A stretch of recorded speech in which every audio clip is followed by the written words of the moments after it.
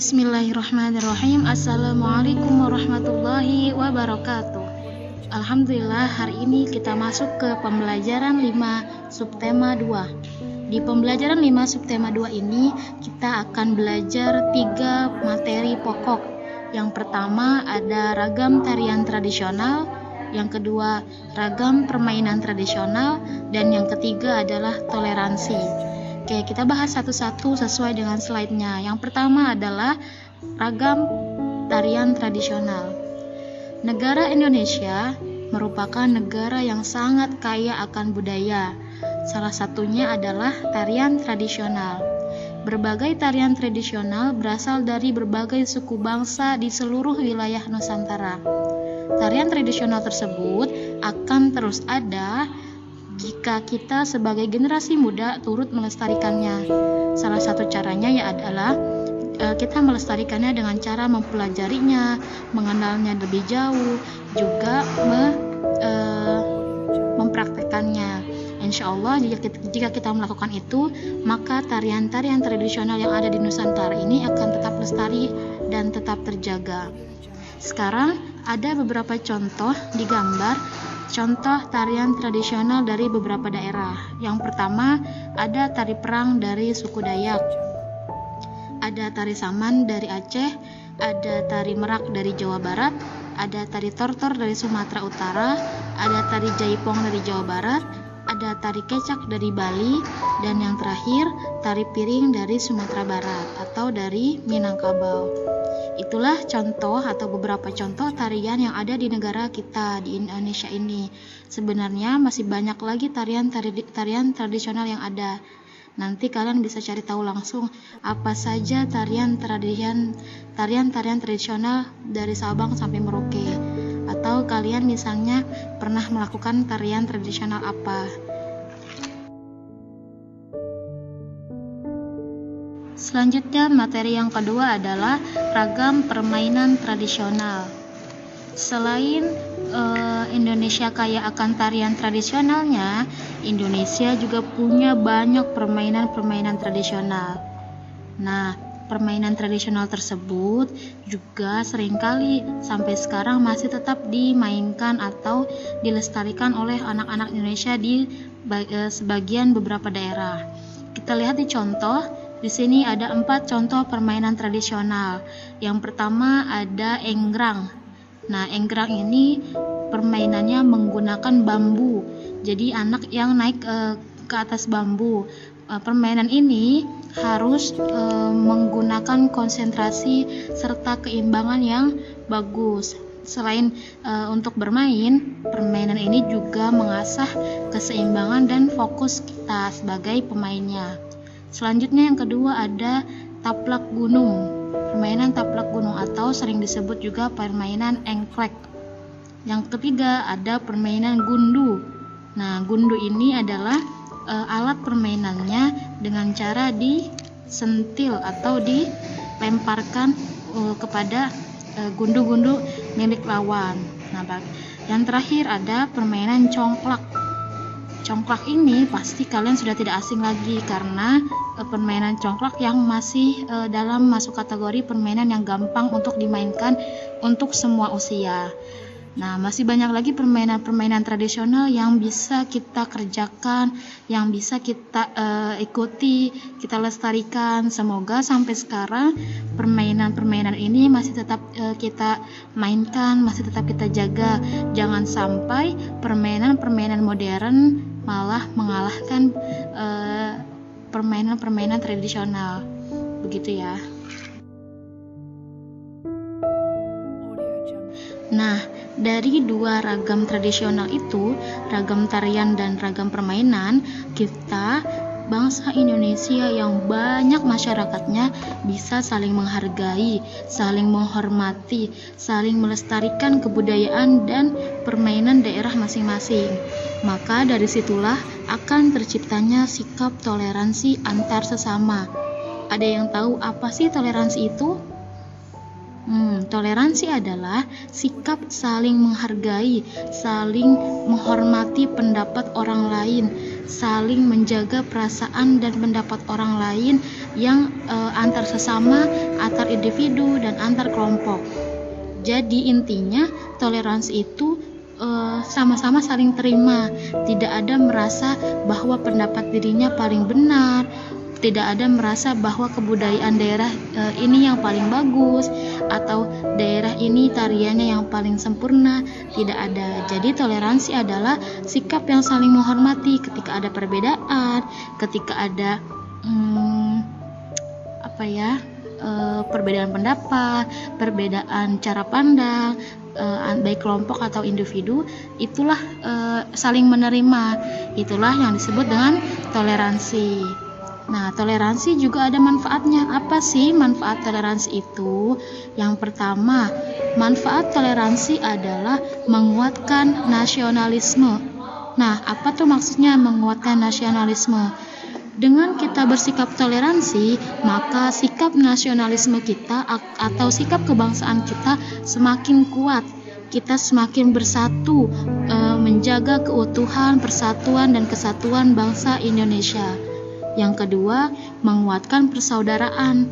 Tidak ada lagi perpecahan antar saudara ketika sikap toleransi sudah dijunjung. Maka sikap persaudaraan itu akan semakin kuat, saling menyayangi dan saling mengasihi antar saudara.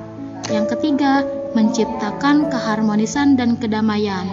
Nah, tidak ada lagi permusuhan, tidak ada lagi kerusuhan antar sesama atau antar saudara ketika sikap toleransi sudah dimiliki oleh masing-masing individu. Yang terakhir, meningkatkan kekuatan iman. Nah, toleransi juga dapat meningkatkan kekuatan iman kita terhadap kepercayaan kita masing-masing. Selanjutnya, toleransi juga ada jenis-jenisnya. Yang pertama, toleransi beragama. Apa maksudnya toleransi beragama itu? Kita saling menerima pendapat kepercayaan orang lain. Seperti contohnya Bella dan teman-temannya, mereka berteman baik, melakukan pekerjaan dengan baik, tetap bekerja sama, saling menerima, saling menghargai walaupun mereka berbeda agama, berbeda kepercayaan. Maka walaupun mereka toleransi beragama itu, walaupun mereka berbeda agamanya, tapi tetap menjunjung tinggi kebersamaan, kerjasama, dan saling menghormati. Tidak ada bermusuh-musuhan, tidak ada membeda-bedakan temannya ini harus berteman dengan yang itu, teman yang begitu tidak boleh berteman dengan teman yang begini. Itu salah satu contoh toleransi dalam beragama. Jadi walaupun kita memiliki teman yang berbeda agama, tapi kita tidak memusuhinya, tidak mau berteman dengannya, tetap berteman dengan baik dan menghormati juga menghargai kepercayaan orang lain. Yang kedua, selanjutnya toleransi berpolitik. Nah, toleransi berpolitik adalah sikap saling menghargai atas pilihan politik orang lain. Contohnya misalnya saat pemilihan kepala daerah, presiden, atau bupati, gubernur, pasti kita akan berbeda pilihan dengan teman-teman kita. Ketika teman kita misalnya memilih bapak ini, nah berbeda dengan pilihan kita, kita tetap menjaga, menghargai pendapat orang lain walaupun berbeda pilihannya dengan kita. Itulah salah satu contoh toleransi dalam berpolitik, karena setiap orang, setiap individu memiliki penilaian dan harapannya masing-masing terhadap orang yang dipilih tersebut. Jadi kita tidak boleh memaksa atau memerintahkan orang lain untuk sama pendapatnya dengan kita, untuk sama pilihannya dengan kita, karena itu adalah hak mereka untuk memilih. Maka kita juga harus memiliki sikap toleransi dalam berpolitik. Nah, yang ketiga, toleransi budaya. Nah, toleransi budaya salah satu contohnya adalah ketika kita tinggal di suatu daerah yang memiliki budaya tertentu, memiliki adat tertentu. Nah, teman kita punya juga adat yang lainnya, punya kebiasaan-kebiasaan dan suku yang lain. Maka kita tidak boleh merasa bahwa budaya atau suku kita yang paling baik. yang terbaik di seluruh dunia atau di Indonesia misalnya. Kita harus tetap menjaga, menghormati, juga menghargai budaya orang lain, karena Indonesia adalah negara yang kaya akan budaya. Tidak hanya satu, tidak hanya dua, tidak hanya 5, tapi bahkan puluhan, bisa juga ratusan budaya yang ada di Indonesia. Maka kita harus memiliki sikap toleransi berbudaya. Bu Ida ulangi ya, jenis toleransi itu ada 3, toleransi beragama, toleransi berpolitik, dan toleransi berbudaya. Yang terakhir, ciri-ciri penerapan toleransi. Nah, ciri-cirinya adalah yang pertama, menghargai dan menghormati orang lain yang berbeda suku, agama, ras. Ras itu adalah warna kulit atau jenis kulitnya. Termasuk menerima setiap kelebihan dan kekurangan orang lain.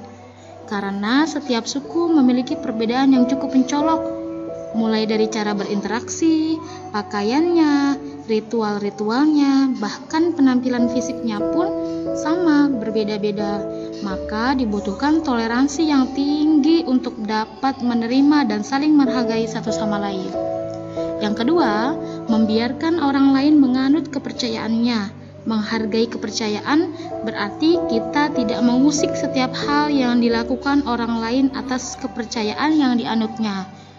Setiap orang memiliki kebebasan dan hal tersebut diatur dalam undang-undang. Maka menjadi tidak bijak ketika Anda atau ketika kita melaksanakan atau mencaci orang lain atas dasar kepercayaan yang dianutnya. Jadi kita nggak boleh nih marah-marah. Kita tidak boleh memaksa orang lain untuk sama kepercayaannya dengan kita, karena itu sudah diatur oleh undang-undang pemerintah bahwa setiap orang memiliki hak dan bebas menganut kepercayaannya masing-masing. Yang terakhir, menghargai pendapat orang lain, yaitu dapat menghargai pendapat orang lain. Hal ini juga saat dilaksanakan di sebuah forum. Ketika kita ada rapat atau ada perkumpulan, kita menghargai pendapat orang lain, karena setiap orang mempunyai pendapat sendiri. Jangan kita tolak, jangan kita patahkan, harusnya kita hargai, harusnya kita terima pendapatnya, lalu dievaluasi, lalu dimusyawarahkan dengan baik. Itu adalah salah satu contoh penerapan toleransi dalam kehidupan sehari-hari. Nah, semoga anak-anakku sekalian kelas 4 mulai kita bangun sikap toleransi kita dari sekarang. Pasti kalian sudah pernah merasakan ada perbedaan-perbedaan pendapat, baik di kelas, di rumah, dengan teman-teman bermain, di lingkungan, dan di lain-lainnya. Maka mulai saat ini, mulai sejak dini, kita bangun diri kita bangun sikap toleransi yang ada di diri kita untuk diperbaiki lagi, dikelola lagi dengan baik. Insya Allah ini akan menjadi hal yang sangat bermanfaat ke depannya. Itu saja. Terima kasih dari Bu Widya. Silahkan tugasnya kalian buka halaman 70